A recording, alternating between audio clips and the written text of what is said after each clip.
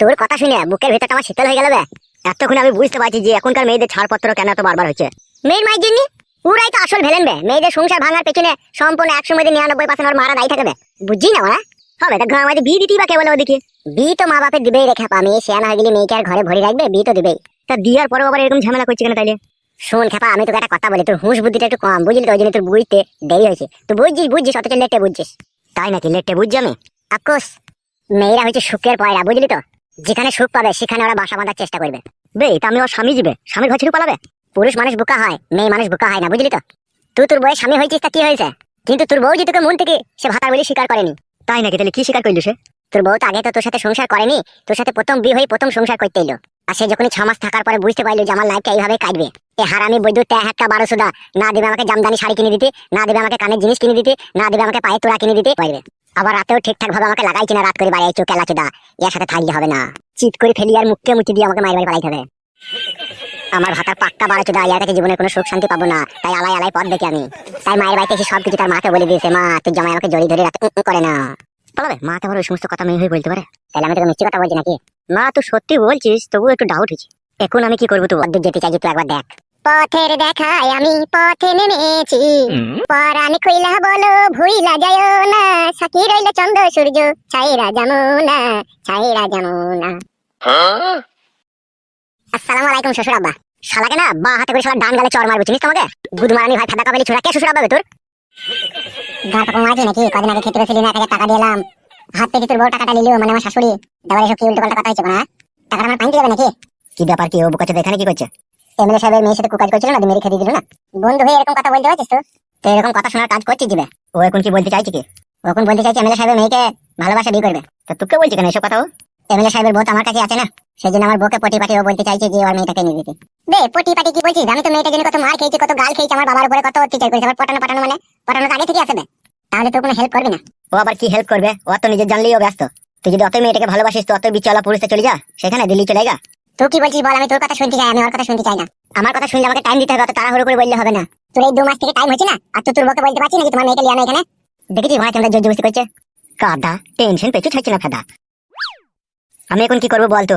তুই টেনশন না করে চলে যা শ্বশুর বাড়ি, আর তোকে যেটা বলে দিচ্ছি যা হবে তাই করে দেবে। ঠিক আছে, কালকে আমি এখানে বসে থাকবো, এখানে সে যা বলার বলবি, ঠিক আছে? কি ঘটেছে কি না ঘটেছে। ঠিক আছে তাহলে আমি চললাম। বেশ যা। তাহলে আমার কি হবে? তুই ফেদা মুখ ছোড়া হ্যান্ডেল মারগা, তোকে আর এমএলএ মেয়েকে বিয়ে করতে হবে না। বাল কপালি চুদা জীবনটা হারিয়ে কালি করে দিল ফেদা আমার। আমি তো জীবন হারিয়ে কালি করে দিলাম না, তুই করে দিলি বে। এমএলএ মেয়ের পাখানে কি এতই রস? সেই রসে মুড়ি ভিজে খেতে চাস তুই?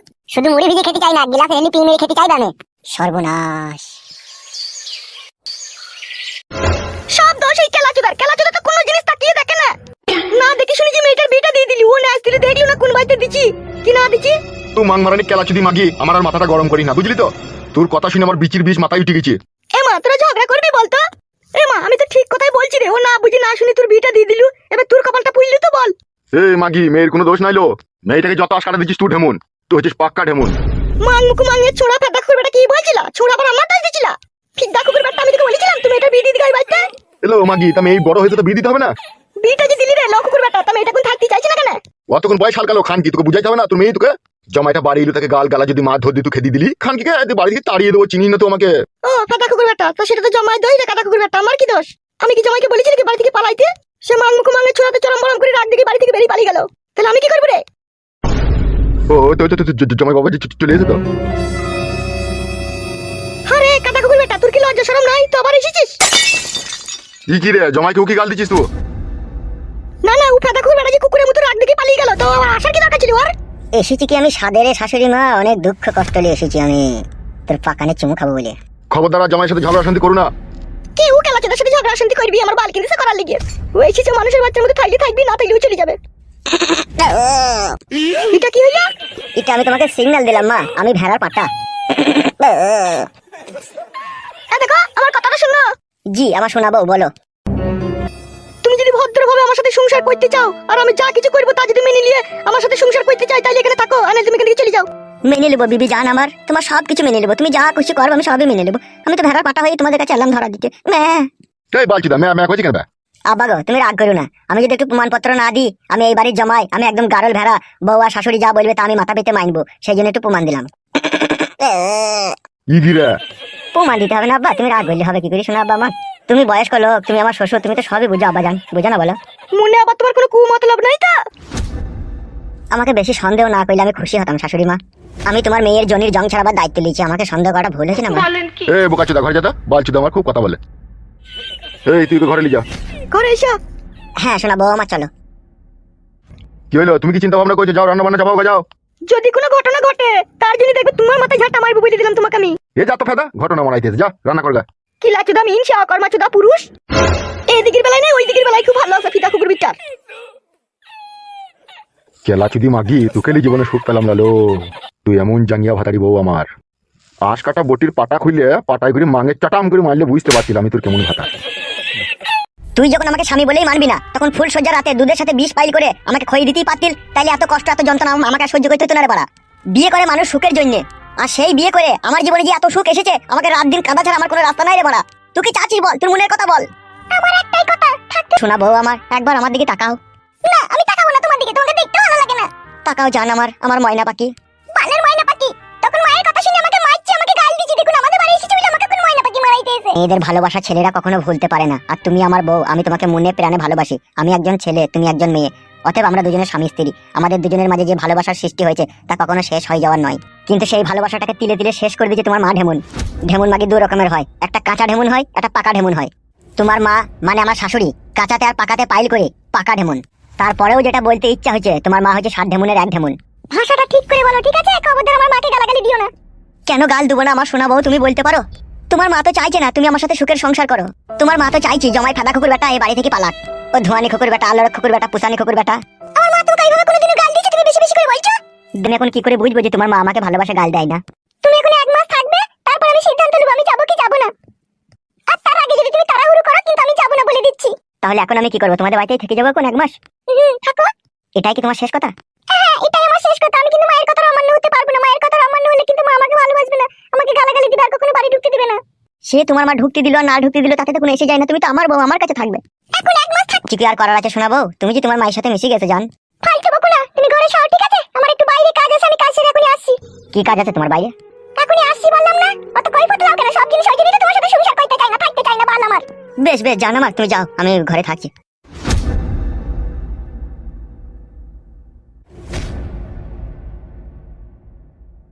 বউরে, শুধু তোকে ভালোবাসি বলে বুকা পাটা হয়ে তোর বাড়িতে থেকে গেলাম, কিন্তু আমিও ইয়া শেষ দিকে ছাড়তে চাই। তোরা কি কদ্দুর করতে পারিস? তবেই আমার নাম কালো কুকুর। কেন তুমি আমাকে ফাঁকি দিয়ে অন্য ছেলেকে বিয়ে করে নিলে? কেন তুমি 2 মাস ধৈর্য ধরে থাকতে পারলে না? আমি কেরালা থেকে বাড়ি এসেই তো তোমাকে বিয়ে করতাম। তুমি বিশ্বাস করো, আমি তোমার জন্য পাহাড়ের মতো ধৈর্য নিয়ে তোমার অপেক্ষা করেছিলাম, কিন্তু তুমি বিশ্বাস করো সেই পাহাড়কে ভেঙে চূর্ণ বিচূর্ণ করে দিল আমার বাবা। বাবাই বললো ভালো ছেলে, জাত বংশ, মাঠে সামমাশালা যে জমি জায়গা আছে, ছেলেটা ভালো ব্যবসা করে, আবার ওর বাবা লটারিতে টাকা পেয়েছে, সেই বলে আমাকে ভুলিয়ে বাঁচিয়ে ওই ছেলেটার সাথে বিয়ে রাজি করাইলো। কিন্তু আমি রাজি হতে চাইনি কু। তারপরে বাবা বললো তুই যদি বিয়ে না করতে চাস তাহলে কিন্তু আমি গলায় দড়ি দিয়ে আত্মহত্যা করবো। কিন্তু তুমি বিশ্বাস করো, আমি বাবার জীবনের কথা ভেবে আমি এই বিয়েতে রাজি হয়েছি। বিয়েতে রাজি হয়েছি ঠিকই, স্বামীর ঘর করছি ঠিক আছে, কিন্তু ভাতাকে এখনো মন দিইনি। মন কিন্তু তোমার কাছে পড়ে আছে আমার। তা এখন কি করবে, কি সিদ্ধান্ত নিয়েছো তুমি? ওরা কোথায় গেল? 1 ঘন্টা হয়ে গেল, কোনো বাড়ি আসছে না কেন? এমন একটা মেয়েকে বিয়ে করলাম, কাদা জীবনটা কয়লা কই দিল দাদা। তাই নাকি আমার জান? একবার তাকাও আমার দিকে। আমার মনের ভিতরে কত আশা ছিল তোমাকে বিয়ে করে আমার ঘরের ভিতরে খাটের উপরে তোমার সমস্ত কিছু খুলে দিয়ে তোমাকে মনে প্রাণে আদর করব। কিন্তু সেই আশাটা পূরণ হবে প্রচন্ড ভয়ে ভয়ে। কেউ আসছিল কি এরকম মনে হবে, যেহেতু তোমার বিয়ে হয়ে গেছে।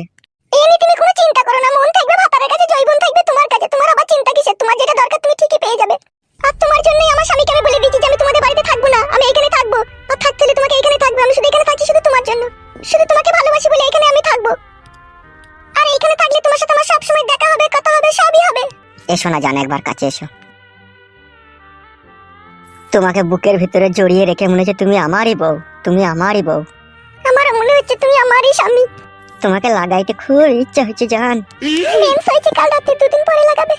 বেশ শোনা আমার, তোমাকে জড়িয়ে ধরেছি বলে বুকের ভিতরটা চমচম করছে জান আমার। মনে হচ্ছে কাদা বাপ লাগাছে গলায় দড়ি দিয়ে খাটার পট বাড়ি খাই। এই জীবন রাখতে আর ইচ্ছা হচ্ছে না। শালা কি মুসিবতে পড়লাম রে বাপ, ভেতরটা আমার গরম ডিমের মতো সিদ্ধ হয়ে গেল ফেটা। এই একটা মেয়ের লেগে, শুধু আমার এই বইয়ের লেগে। উফ, এত নিষ্ঠুর আর পাষাণ হৃদয়ের হয়েও না ভগবান, একবার তোমার এই বান্দার মুখ পানে তাকাও। কি করবো মানে কিছুই বুঝতে পারছি না। একটা দুঃখের গানই গাই এই দুঃখের সময়। সারাটা জীবন ধরে দিতে হয় তবু সেই ভুলের মাসুল। বউকে আমার ভালোবেসে বিয়ে আমি করলাম, বউ যে আমার শুনে না কথা, মনে দেয় দুঃখ। সেই দুঃখ বুঝে নয় আমার বাবা মা শ্বশুর শাশুড়ি, শুধু বলে জামাই খারাপ, শুধু বলে জামাই খারাপ। নিজের মেয়ের কখনো সে দোষে দেয় না, আমি কিছু বললে পারে চোখ তোলে কপালে। রেগে গিয়ে শাশুড়ি বলে, শুন ফেদা খোকুর বেটা, আমার মেয়ে তোর ভাত খাবে না, ডিভোর্স দে আমার মেয়েকে, তোর থেকে ভালো পাত্র আছে আমার হাতে। কিন্তু শাশুড়ি ঢেমুন বুঝলো না আমার বুকের ব্যথা, এই বুকে আছে শুধু তার মেয়ের ভালোবাসা। তাই নাকি কাদা কুকুর বেটা?